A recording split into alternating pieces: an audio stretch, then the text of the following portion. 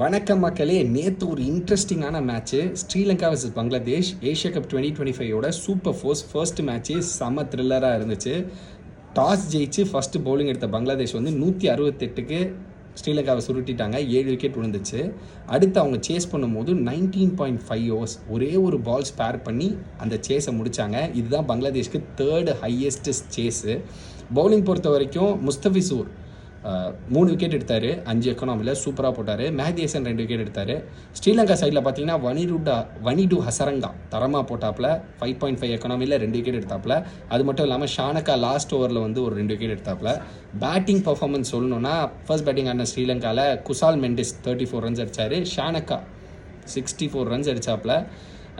இந்த பக்கம் பங்களாதேஷில் 2 பேர் 50 அடித்தாங்க. அவங்க சேஸ் பண்ணதுக்கு முக்கியமான காரணமே அந்த ஓப்பனிங் பேட்ஸ்மேன் சைஃப் ஹசன். இவரை வந்து ஆப்கானிஸ்தான் மேட்ச்சில் தான் டீம் 11ஸ்லேயே கொண்டு வந்தாங்க. அதுக்கு முன்னாடி பர்வேஸ் ஹுசைன் யமான்னு சொல்லி ஒருத்தர் ஆடிட்டு இருந்தாங்க. அவர் இப்போ வெளியே அமிச்சிட்டாங்க.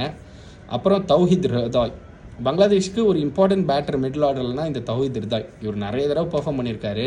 மேட்சுடைய டேர்னிங் பாயிண்ட் எதுன்னு கேட்டிங்கன்னா 15th ஓவர் கம்மிண்டு மெண்டிஸ்க்கு கொடுத்தாங்க. அவர் 16 ரன் கொடுத்தாரு அந்த ஓவரில். தௌஹித் ரிதாய் அவரை போட்டு பொழந்துட்டார்.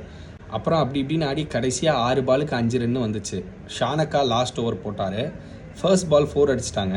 Second ball wicket, third ball dot, 4th ball wicket, 5th ball wicket விட நான் ஸ்ட்ரைக்கரில் இருக்க ஷமீம் வந்து ஒரு மாதிரி ரெஸ்ட்லெஸ் ஆகி கத்த ஆரம்பிச்சிட்டாப்புல.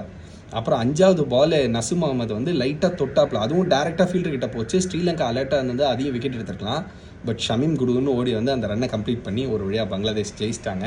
இந்த ஏஷியா கப் வெரி காம்படிட்டிவாக இருக்க போதுன்னு நான் நினைக்கிறேன். ஏன்னா இந்தியா எப்படி ஃபைனல் ஆடுவோம்னு நம்ம நம்பிக்கிட்டு இருக்கோம்.